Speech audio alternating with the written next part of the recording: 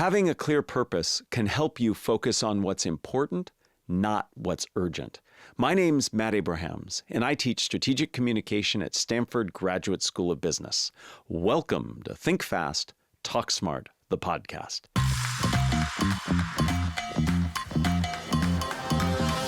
Today, I am super excited to talk with Cassie Holmes. Cassie is a professor at UCLA's Anderson School of Management. She specializes in behavioral decision-making, and she's also the author of the book, Happier Hour. Cassie, I am really excited for our chat. Thanks for being here. Thanks so much for having me. I'm really happy to be Yeah, here. I would expect that. Should we get started? Let's do it. Excellent. In your book, you emphasize the importance of purpose and its relationship to happiness. Yeah. Can you help us understand what you mean by purpose? And can you highlight the importance of using purpose as a filter to help us decide what we should say yes to and no to? Yeah, absolutely, because it's so important. Yeah. So when I say purpose, what I mean is what really drives you. You know, what is your ultimate goal? And you might describe this as your why. And it's an interesting thing to ask about because it sounds so lofty of like, what is your ultimate goal in life? But there is an exercise that I have my students do and I talk about in the book, which is the 5 whys. And it's asking, so what is it that you do? And then asking yourself, why do I do that? Oftentimes the first answer is the job description or maybe making money. But then if you ask yourself, well, why is that important to me? And once you do that at 5 levels, it really reveals what drives you personally. And it is so helpful because what it does is it clarifies where you should be investing your efforts and everything I, couch with respect to time is really where you should be spending your time. So once you clarify for yourself, what is your purpose? What is your why? Then you can use that as that filter of, the barrage of incoming requests. Can you do this? Can you show up for this? Will you take this on? It becomes very clear, is this in the service of helping you reach that goal? If not, say no, and you say it nicely but confidently. And if so, then you say yes. I mean, me coming here today and joining you in my figuring out what is my purpose, I am a business school professor. So at the face of it, my job description is to research, teach, and that is to create knowledge and disseminate knowledge.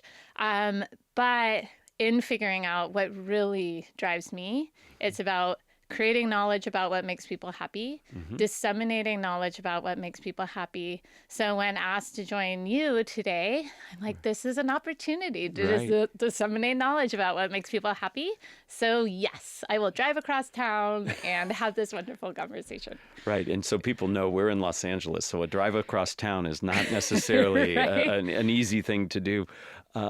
Thank you, because I was going to ask, what is your purpose? And hearing that example, I think, really helps. I have, based on interviewing lots of people to talk about things like purpose, I've really tried to reflect on mine, which is really to help people hone and develop their communication skills. And like you, when an opportunity comes, I ask myself, will this help with that purpose? And so I can see how it can really, really help. However, like many people, I struggle with time management. And balancing what I have to do with what I'd like to do, with what I'd prefer to do. What are some of the key time management strategies you recommend individuals can use to maximize doing what they want to do versus what they feel they have to do? Yeah. And it's a really important question because we all struggle with time management. We only have 24 hours in the day. How do you allocate it in ways that are fulfilling and that you don't feel that burnout from just filling your time with things that you want to do? There are several steps, and I think the most important is, and it's sort of around this idea of time blocking, but how do you do that? What are you blocking time for, and in what ways?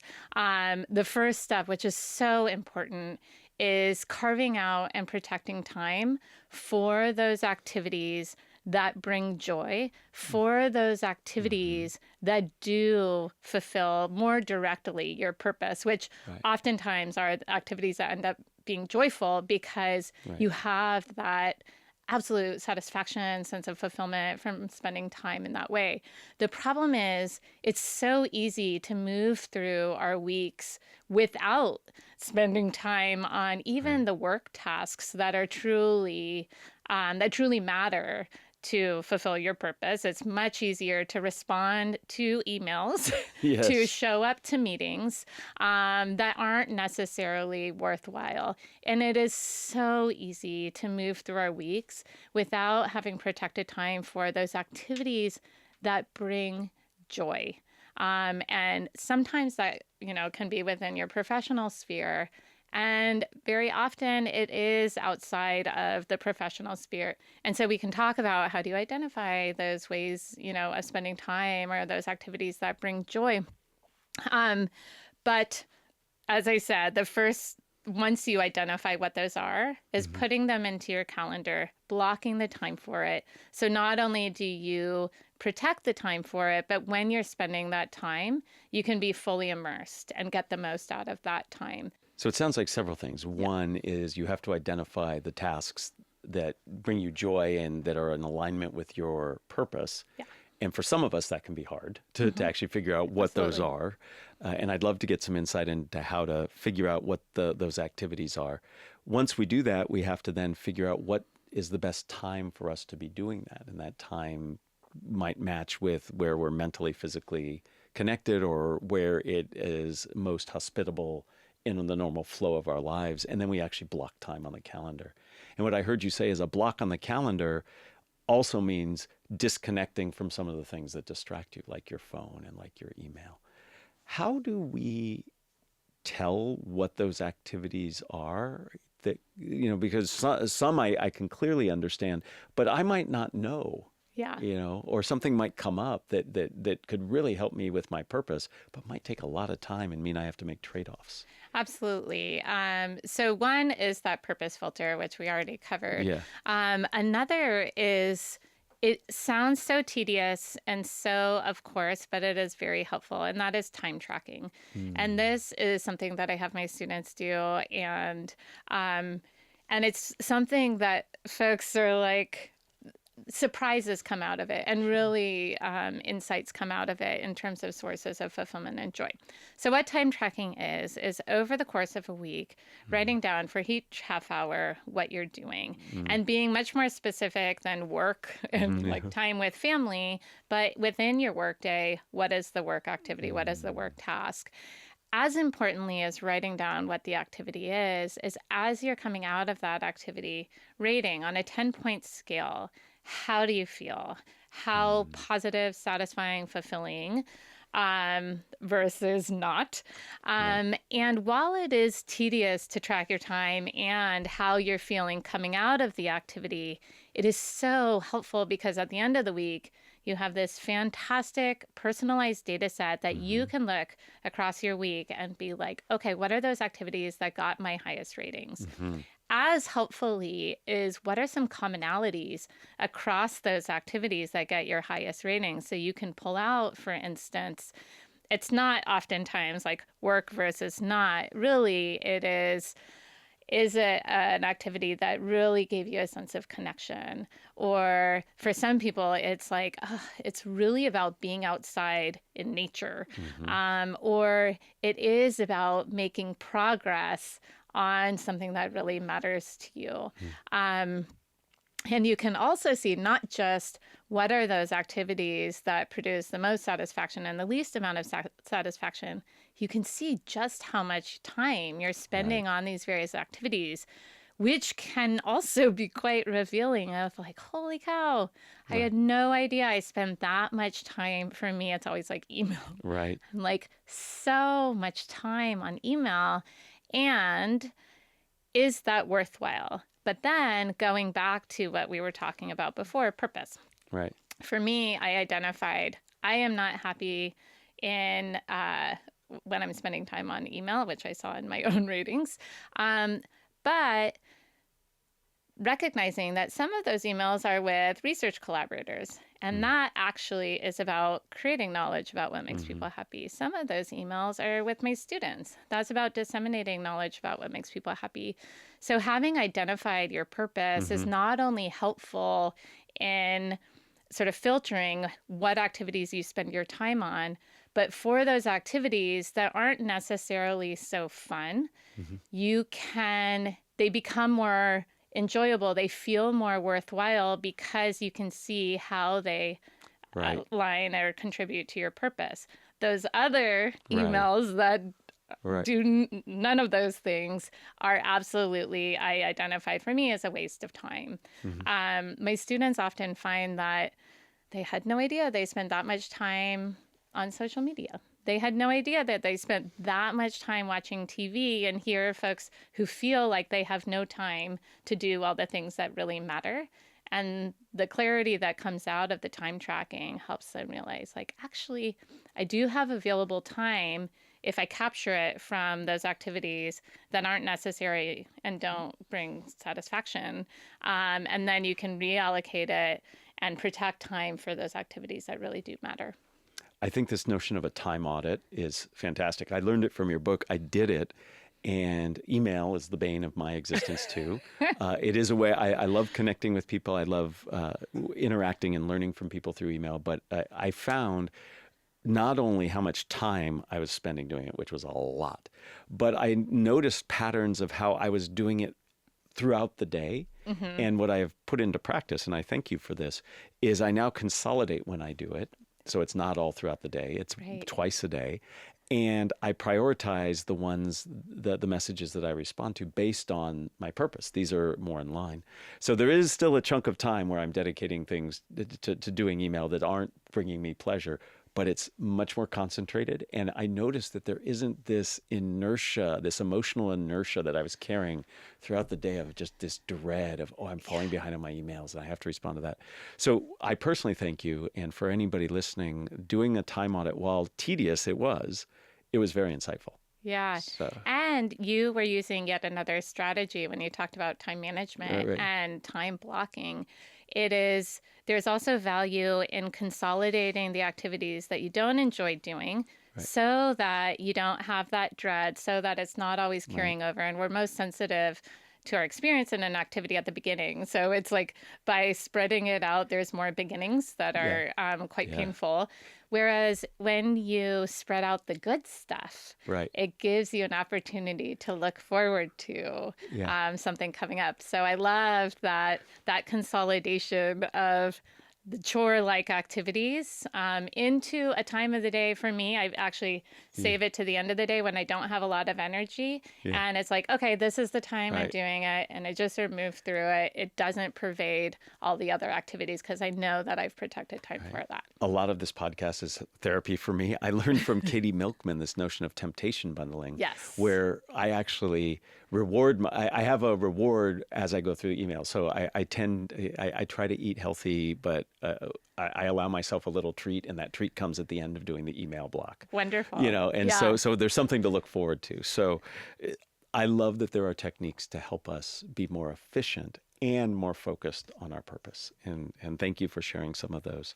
I know that relationships with others can also help us focus and feel happier. Do you have specific advice and guidance, especially when it comes to communication with others, that can help us bolster our happiness and fulfillment? Yeah. And it's such an important question because that sense of connection, belonging, those relationships are the necessary biggest contributor to our satisfaction in life. And also in the time tracking, you will see that your happiest times will often be those that feel most connecting. And that can look different. Some people, their connection comes from one-on-one conversations, and some it's being in big groups. But the time tracking can help you identify those activities that really make you feel connected. Now, in terms of communication, how do we really foster and cultivate those relationships that are so important? It's really actually going back to this notion of time blocking, but protecting that time when you are with someone else as carving it out and protecting it for just that, being with that other person. So it's really about presence. And with that presence, that time where you have removed distractions either from your phone or even in your head of like thinking about what's next, as opposed to just being here in the moment.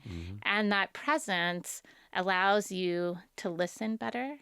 It allows you to show up better and be more authentic. And with that that's where you get that true connection that then fosters that relationship and cultivates it. So looking for connection, making sure that you're present and communicating in a way to demonstrate that and seek that out. Yeah. Very important. Before we end, I like to ask 3 questions of everyone. The first question I make up just for you, and the other 2 I've been asking for years. Are you up for that? Sure. So I am curious, you are in demeanor a very happy and very affable person. How do you maintain your level of happiness given circumstances? I know you have 2 children and life happens. How do you manage that? I mean, I feel stressed. My wife and I love to walk with each other, and it's a really great connecting time every day. But I feel stressed about scheduling time to make sure I can walk. I mean, so how do you manage those stresses so you can maintain the fulfilled, happy perspective you have? Yeah. I mean, the research shows that part of our happiness is disposition. So I am Right. lucky enough to have a naturally positive disposition. But there are these other circumstances that come into play. Absolutely. Bad things happen in all of Right. our lives, including mine. And then there are also those day-to-day stressors that take their toll. Honestly, it's actually using the tools through my research as well as others, of identifying what are those ways of spending time that produce the greatest satisfaction. How do we approach the time that we spend mentally to make the most of it? And then, so when I am feeling a little crummy, I can activate that so that it helps offset the stress, because I am carving out time for the things that matter. And when I'm spending the time, I'm absolutely engaged in it. Right. So, when the busyness of our lives, or when my daughter this morning on the 3rd day of school was like, Mom, I haven't seen you all week. And that Right. makes me sad and feel guilty because I was rushing to get here instead of sort of to school. Someone else got her to school, don't worry. But it is telling her as well as telling myself that, okay, we're going to carve out and we're going to have our date later tonight so that we have that really dedicated time to get that connection that we both crave. And again, my phone is away. All the other stresses of things I have to do, I am not thinking about, because that is time to show up and connect with my daughter. And it's, when it comes to time and happiness, it's not about how much time you spend on any given activity. It's really about how you spend that time to have it have its big effect on your satisfaction, on your sources of fulfillment, and on those relationships that are so important for both satisfaction and fulfillment. I want to put an exclamation point to what you just said, for myself and for others, that it's not the amount of time you spend, but it's the quality of the time. And that's really important. I certainly did not mean to bring disharmony or unhappiness with your daughter. But the lesson there is that if we step back a moment when we're feeling that stress or discomfort or not being as happy as we could, to remind ourselves that we have a plan to get things back in balance. Yeah. So question number 2, who is a communicator that you admire and why? Michelle Obama. Excellent. She does an incredible job of sharing her perspective, sharing her experience, and sharing herself, that authenticity. And by showing up in such a genuine way, it allows those of us who may not share the same experience, but absolutely gain her perspective and feel that sense of connection and inspiration. She is clearly a very good and effective communicator for the reasons you talked about. Very authentic, very connecting, you feel like you really know her and her position. Doesn't mean you agree. And I think those are key, important skills for any communicator. Speaking of skills for communicators, question number 3. What are the first 3 ingredients that go into a successful communication recipe? Presence, of being there in that time wholly and fully, listening, and showing up authentically. Okay, so presence, listening, and authenticity. Those make complete sense, and they make a lot of sense given what you know and what you study, that those are the things that really make the moments that we're happiest, I think, special. Thank you, Cassie, so much for coming in, braving the traffic and the potential family disharmony. A lot of what you said, I think, is really beneficial in our own lives, in the lives of those we touch, and the techniques you gave us are very specific and actionable. It's important for all of us to focus on what's important, not what's urgent, to really manage our time and appreciate how we spend our time influences and impacts our happiness. Thank you. Thanks so much for having me. This was fun indeed. Excellent. Thank you.